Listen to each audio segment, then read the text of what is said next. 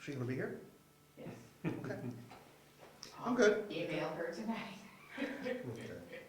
I haven't heard any more from any of the 3 architects that we have contacted, but we'll see where we go. Okay. Parks and Rec?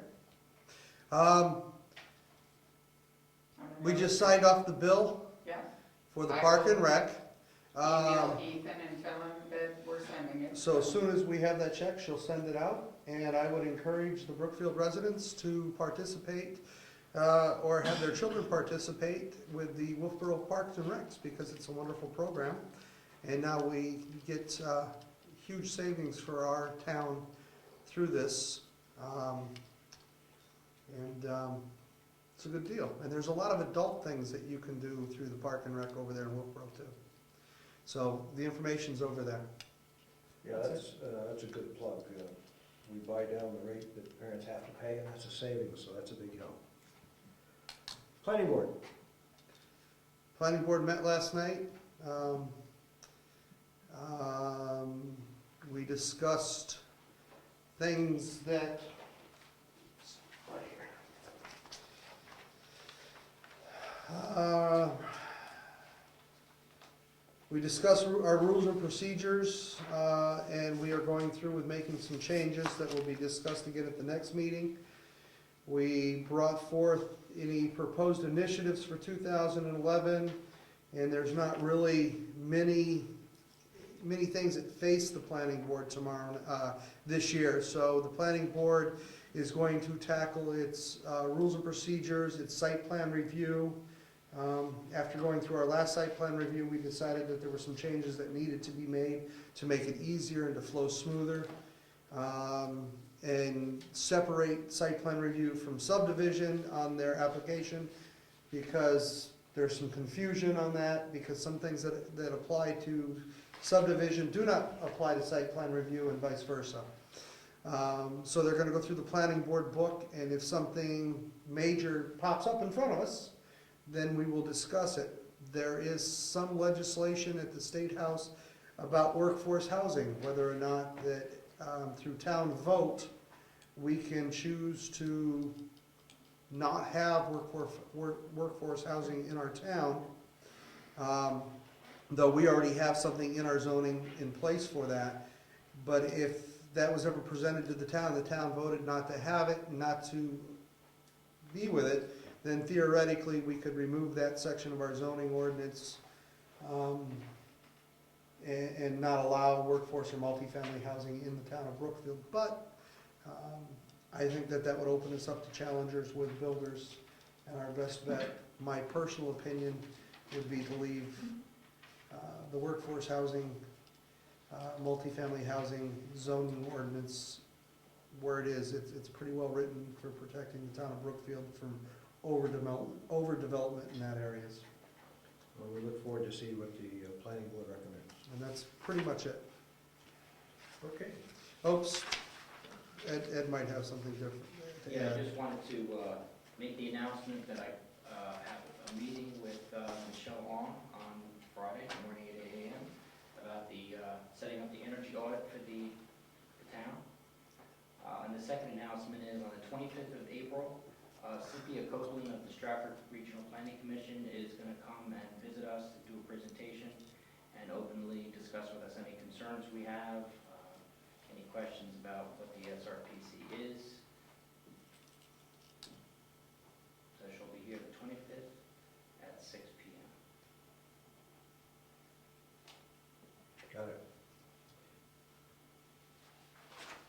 And you'll let me know when she's ready to come up here and actually look at our buildings. Yeah, Michelle Long, she said No, later no. on after. Yeah, I understand, but I didn't see any reason to go down to Rochester myself. Right, well, I'm going to be there on Friday anyway to do the policy meeting. Yeah, sounds good. Ron's got a question. Yeah, Ron. Not a question, but a comment. I would like to thank Ed for his taking how much we appreciated the last meeting then on the web. It was really I'll have to go view that. I haven't seen me on TV yet. It is very handy to, when you miss a meeting, to see what goes on. yeah, Cool. We hope that it will continue. Absolutely. tomorrow, the county commissioner meeting has been changed to 1 p.m. because there's a morning breakfast in the Merrimack Nursing Home, the Governor. But And I didn't get my invite. I would invite anybody to, it doesn't have to be on a weekly basis, but on Wednesday morning at 8 a.m. every week, the county meets. And policy is made, and it's a good idea to keep either watch the videos, because I videotape them all, or every once in a while go up and make sure that, they know we're here. Okay, thank you. And Diane, we already covered you under, earlier, so I had put down the joint loss management update. Yes. We will plan on having that program on the 26th Excellent. at 6:30, before the regular selectmen's meeting. 26 at 6:30. Is that the That should CPR be- thing? No. No. The reason he's not gonna do the CPR thing is, the requirement is you either do nothing or you do 4 hours worth. And I didn't think we were looking for certification, we were looking for orientation, but unfortunately, right now that's not on the table. I'll be working with Brad on what we can do. Okay. I thought we were looking to certify some of our town employees. The only cost for the program, by the way, is the cost of the cards, your little card from the AHA, which is, I believe, $6 now, good for 2 years. The teaching the course will be no charge. I think it's well worth setting up a course, even if it's We on a can set it Saturday. up, I just didn't wanna do it as part of a selectmen's No, meeting no, or got a joint loss I got management you. committee meeting. Do we have an agenda for that? We haven't set, Okay, you haven't said, I need to email When was it all even that? members so they know. What was the date? 26th, the next selectmen's meeting. Next time, okay. That's- I'll just notify everyone, give them my, last time I didn't get enough notice, so. okay, any other old business? Yes. I received an email, and the other two selectmen should have as well, from Diane Smith. She came up here from Coast. She said, "Thank you again for the opportunity to have reviewed the plans with you for the once-a-week service to the disabled and elderly in Brookfield. Since the meeting with you, a decision was made to rename the volunteer minibus pilot project to the North Bus. So the bus that'll come up here is called the North Bus now. But the service characteristics are unchanged. The bus will be available in Brookfield and Wakefield on each Wednesday to take disabled or elderly residents to Rochester for groceries and pharmacy shopping. The bus will begin to collect riders who will be able to make reservations up to 2 weeks in advance at approximately 8:45 a.m. and get to Rochester by 10:30 a.m. Attached is a brochure describing the services. To recognize the new service startup, we are planning a short celebration ribbon cutting ceremony on the first day of service, Wednesday, April 20th. We expect to have the bus at the Wakefield Town Hall from 9:45 a.m. to 10 a.m. for a brief celebration. Town officials from both communities are encouraged to attend, and we expect Coast board members. State and congressional representatives and senators have also been invited, along with county commissioners. Jeannie Ryer of the Endowment for Health, which is providing the matching funds to the federal grant for this project, is expected to attend as well. We hope that you will all be able to join us on the morning of April 20th. Diane Smith. So, What was the time on that again? 9:45 a.m. to 10 a.m. Got It's it. a 15-minute short window. I've asked her to send us some of these flyers, brochures, so we can put them on the table for people. And this is a way for, the fare will be $5 round trip, two-way for each, $2.50 each way cash for all riders over 5 years old. They can buy a discount punch pass for $18 for 8 one-way rides, and can be purchased from Coast via mail.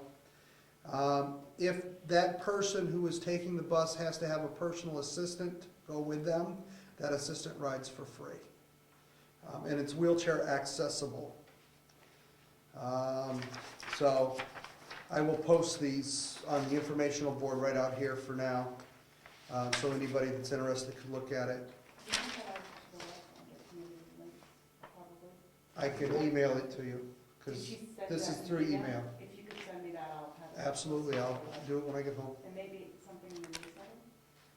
I know we could. Yeah, we can put something in there. I think it's a great service for our elderly who can't drive. The only problem is they will not come into your driveway to pick you up, they will meet you at the end of your driveway. They're not allowed to go into your driveway. Did you have anything for the reference?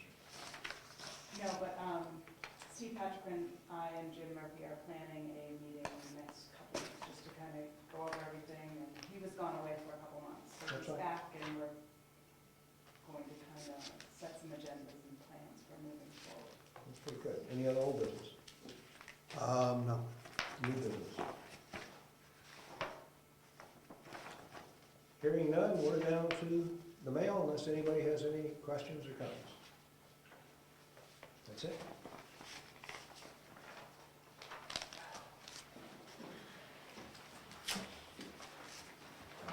Thank you, Ron. Oh, sure. Okay, Steve is gone from like January till now. Oh, sweet. I think I got matching something. People in there.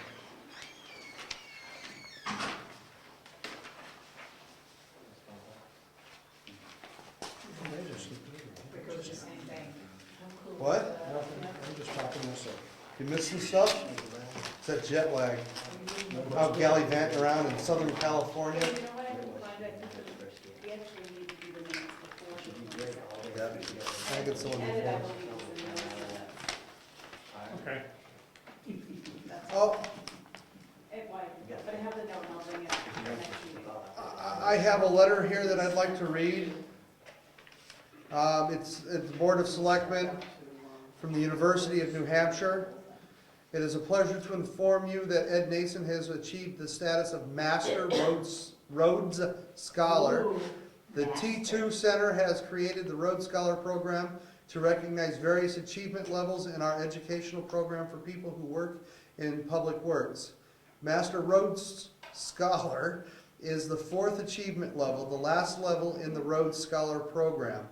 It is distinguished from the other levels by requiring the completion of 100 contract hours, including the requirements for Rhodes Scholar 2. The requirements for Rhodes Scholar 2 are 5 hours in basics, 20 hours in other technical area, 5 hours in supervision or personal development, 5 hours in environmental, and 5 hours in tort liability or safety. The next 60 hours are at the learner's discretion. The typical training sessions yields 5 hours of contact. Therefore, an individual must typically attend 21-day workshops to reach the level Ed Nason has completed. On behalf of the Technology Transfer Center, I am pleased to notify you of the extra effort and commitment that Edward Nason has demonstrated in order to achieve this status. He deserves to be congratulated for his persistence and drive to maintain a leading edge in the field of local road maintenance and construction. Sincerely, Elizabeth Hamilton, Program Assistant. Very good. So I guess when he speaks about roads, we should really listen now. Thanks, Heather. Thank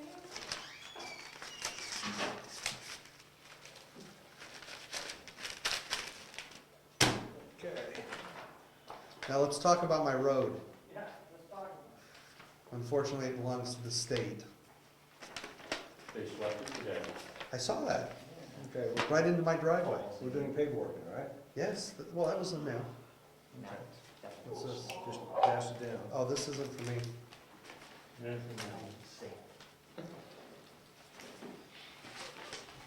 I got my copy already. Same thing.